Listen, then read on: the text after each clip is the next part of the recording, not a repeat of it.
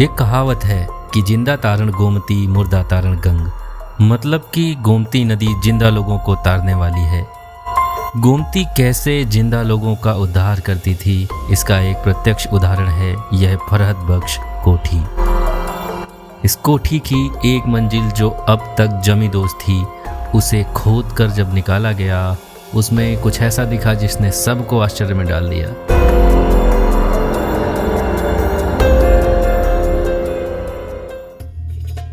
लखनऊ भारत के सबसे ऐतिहासिक रूप से समृद्ध शहरों में से एक है। कई शानदार स्मारकों का घर, यह शहर एक पर्यटक और विरासत प्रेमी का स्वर्ग है। नवाबी दौर का एक ऐसा हिस्सा जहां से नवाबों की हुकूमत चलती थी, एक ऐसी बिल्डिंग जिसे अंग्रेजों ने जन्नत कहकर पुकारा, जिस जगह ने 1897 की क्रांति के दौरान स्वतंत्रता सेनानियों को आश्रय दिया, जिसे बनाया गया था विपरीत मौसम से बचने के लिए।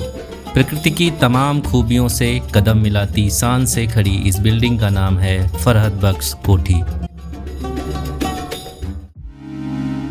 फरहद बख्श कोठी का निर्माण फ्रांसीसी जनरल क्लॉड मार्टिन ने सन 1781 में कराया।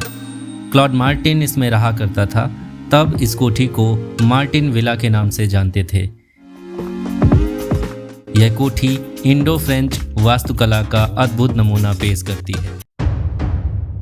यह एक 2 मंजिला इमारत थी जिसका निचला हिस्सा गोमती को छूता था, जिसकी वजह से बरसात के मौसम में नीचे का हिस्सा पानी में डूब जाया करता था। इस मंजिल में इस बड़े हॉल में लगभग 4000 किताबें अंग्रेजी एवं फ्रेंच भाषा की रखी रहती थीं। क्लाउड मार्टिन को पढ़ने का बहुत शौक था। उसकी अंतिम इच्छा थी कि उसकी मृत्यु के बाद उसको ला मार्टिनियर कॉलेज में दफनाया जाए, और हुआ भी ऐसा ही। तो क्लाउड मार्टिन कोठी फरहद बख्श बन जाने के बाद वहीं रहने लगा। नवाब ने उसे ये कोठी दे दी। मार्टिन अविवाहित था। मरते मरते उसने ये कोठी अपने दोस्त जोसेफ को दे दी। कुछ लोग कहते हैं कि जोसेफ ने यह कोठी नीलामी में पाई थी। एक बार अवध के नवाब सादत अली खां गंभीर रूप से बीमार पड़ गए। ब्रिटिश रेजिडेंट की सलाह पर नवाब साहब इस कोठी में रहने चले आए। नवाब साहब तहखाने मतलब भूधरे में ही अड्डा बनाकर रहने लगे।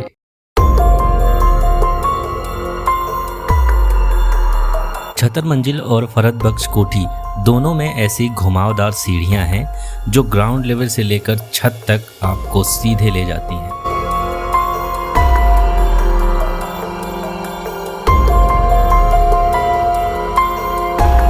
इनकी गोथिक शैली की बालकनी ऐसी बनी है कि इस बालकनी से उस दौर का चारों तरफ का लखनऊ दिखा करता था। उनका स्वास्थ्य ठीक होने से नवाब इतने प्रसन्न हुए कि उन्होंने इस मार्टिन कोठी में और भी निर्माण कराए और इसका नाम रखा कोठी फरहद बख्श, जिसका मतलब होता है आनंददायक कोठी। बाद में इस कोठी के बगल से छतर मंजिल बनी, जो उस दौर में अवध की सत्ता का केंद्र हुआ करती थी।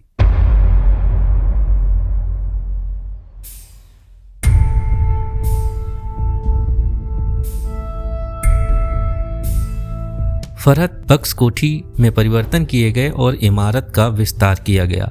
इसका विस्तार स्वरूप ही छतर मंजिल बना। शुरुआत में यह जगह लखनऊ के नवाबों की आरामगाह हुआ करती थी। उनकी रानियां यहाँ रहा करती थीं। फिर जब अंग्रेजों ने इस जगह का आधिपत्य ले लिया तो उन्होंने यहाँ एक क्लब खोला।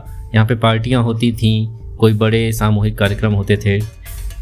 उसके बाद अब इसकी ये हालत है, इतने विशालकाय कमरे अंधेरे से भरे हुए अब आपको डराते हैं। छतर मंजिल में 1950 से केंद्रीय औषधि अनुसंधान संस्थान का कार्यालय था, जो कि वर्ष 2013 में छत के एक हिस्से के ढह जाने के बाद बंद कर दिया गया। यह पैलेस पहले अवध के नवाब और उनकी बेगमों का निवास स्थान हुआ करता था, लेकिन फिलहाल ये जगह एकदम किसी भूतिया फिल्म के सेट जैसी लगती है। तो कृपया यहाँ अकेले आने से बिल्कुल बचें।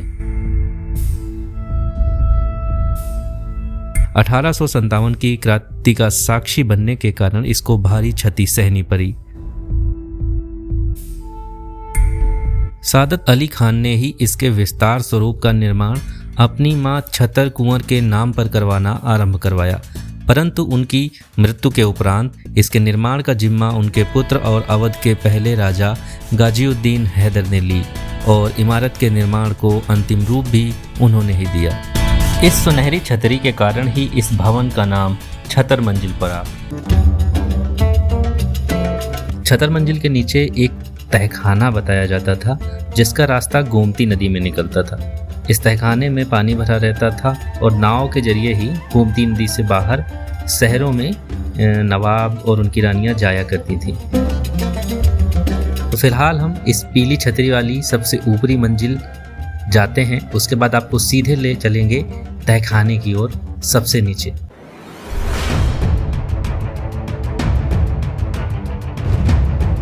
ये यहाँ पर कुछ फोटोग्राफ्स लगी हुई हैं क्योंकि यहाँ पे दवाइयों पे रिसर्च हुआ करती थी, तो इसमें कुछ साइंटिस्ट कुछ ऐसा ही काम करते दिख रहे हैं। इस कोठे से जुड़ी एक और कहानी जो सुनने को मिलती है वह यह है कि मई 1781 में जब यह इमारत पूरी होने वाली थी तभी बनारस के राजा छेद सिंह ने इस पर आक्रमण कर दिया था।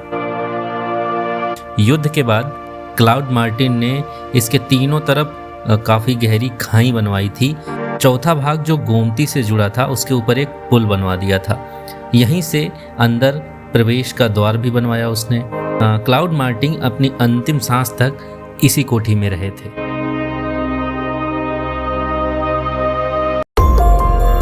यह महल अपने शानदार दीवान खाना, तहखानों, सुरंगों और सुंदर मेहराबों के लिए मशहूर है। चलिए अब आपको ले चलते हैं इसके तहखाने की ओर।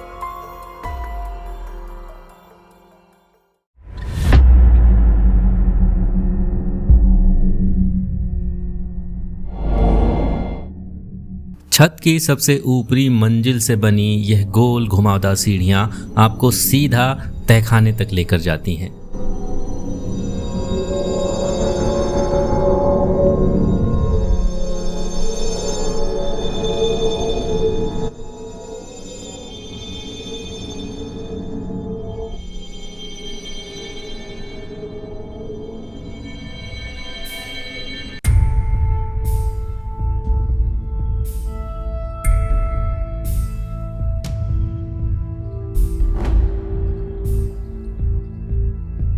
जिस वक्त यहाँ खुदाई की गई उस वक्त यहाँ नाव बांधने वाले गोल कुंदे मिले। इसके साथ ही एक गुफा मिली जिसमें 31 दरवाजे भी सामने आए हैं जो गुफा को सीधे नदी से जोड़ते हैं। फिलहाल ये बंद पड़े हैं।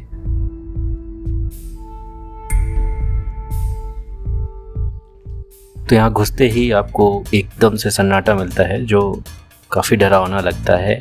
एक चिड़िया भी हमें यहाँ नीचे देखने को नहीं मिली।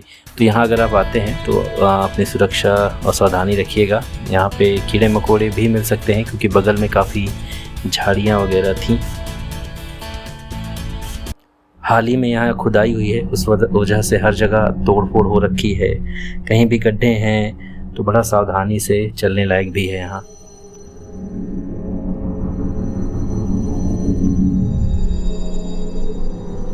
ये जो इलाका है नीचे जहाँ हम अभी जा रहे हैं इसमें पूरे हमें ऊपर तक पानी के निशान देखने को मिल रहे हैं। काफ़ी अंधेरा है और यहाँ भी ये खुदाई की गई है शायद कुछ साक्ष्य ढूंढने के लिए। और ऐसे कई जगह दीवारों को बंद किया गया है जो अब एकदम से काफ़ी डरावने लगते हैं। ऐसे कई ब्लॉकेज दीवारों को बनाया गया है रोकने के लिए। और नीचे हमें मिट्टी भी गीली मिली। ऐसा लग रहा था कि हाल ही में पानी सूखा हो। तो ऐसा अभी भी यहाँ लग रहा था कि अगर इसकी खुदाई अभी और की जाए तो हमें काफ़ी नीचे अभी और फर्श मिल सकती है। तो हम बाहर आते हैं। सामने ये जो दिख रहा है ये जल निकासी के लिए है, या जो गोमती रिवर है वहाँ से पूरा एक कैनाल नहर जैसा जुड़ा था। और ये इलाका है यहाँ से पानी, ऐसा लग रहा है पानी निकलने के लिए कुछ बनाया गया हो। तो और आगे बढ़ते हैं। ये कुछ ऐसा बना है बैठने के लिए, जैसे जहाँ से लोग नाव में चढ़ते उतरते रहे हों। ये पूरा जो एरिया दिख रहा है यहाँ ऐसा लगता था पानी भरा हो।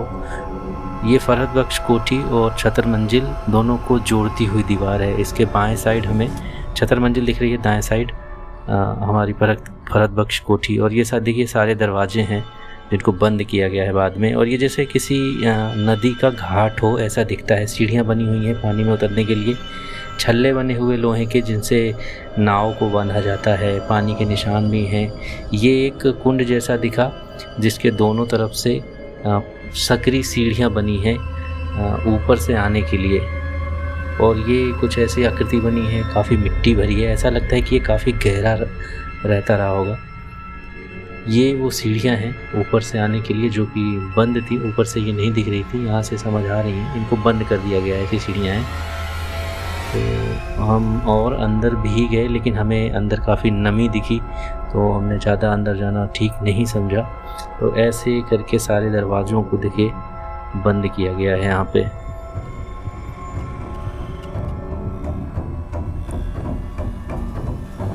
और यहाँ पे अभी भी काफ़ी नमी है, अगर मिट्टी पे पैर धंस रहे थे हमारे।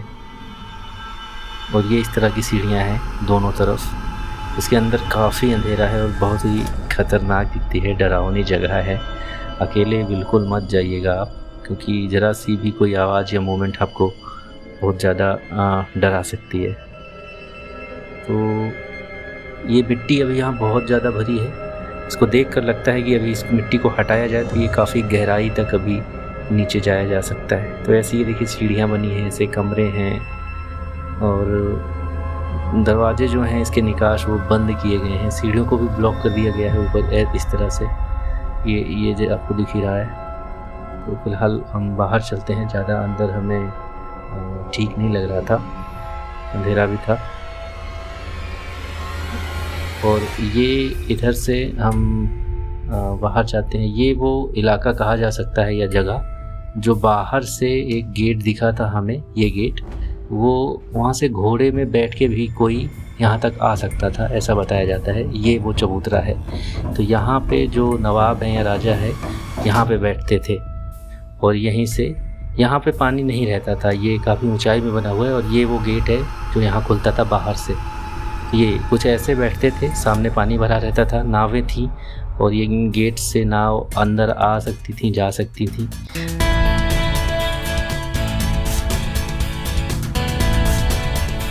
अब एक नाव बताया गया था कि यहाँ मिली थी जो यहीं पे अभी नीचे ही गाड़ दी गई है, वो कुछ इस तरह की दिखती थी। आगे बताया जा रहा है कि जब कभी यहाँ म्यूज़ियम बनाया जाएगा तो उस नाव को भी यहाँ यहीं इसी जगह पे प्रदर्शित किया जाएगा। फरहत बख्श कोठी के नीचे मिली गुफा के बाद इतिहास में दबी कई बातें सामने आने लगीं।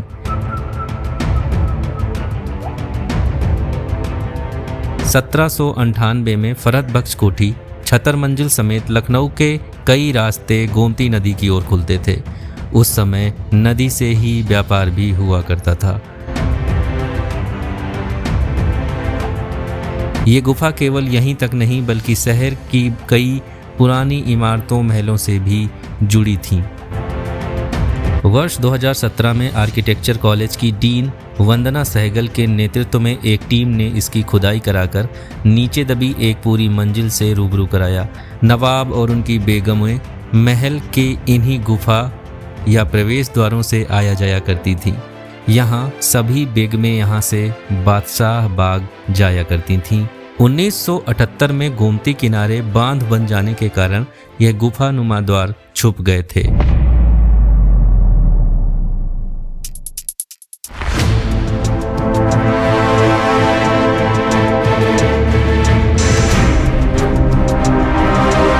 लखनऊ की शान कहलाने वाले छतर मंजिल और फरहत बख्श कोठी को अंग्रेजों ने जन्नत की संज्ञा दी थी। यहाँ घूमने आए पर्यटक इसकी भव्यता और सुंदरता के दीवाने हो गए थे।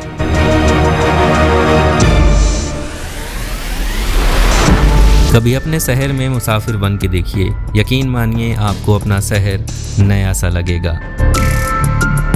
जब आप अपने शहर से मुसाफिर जैसा रूबरू होंगे, आपको खुद ही यह शहर अनजाना और नया सा लगेगा।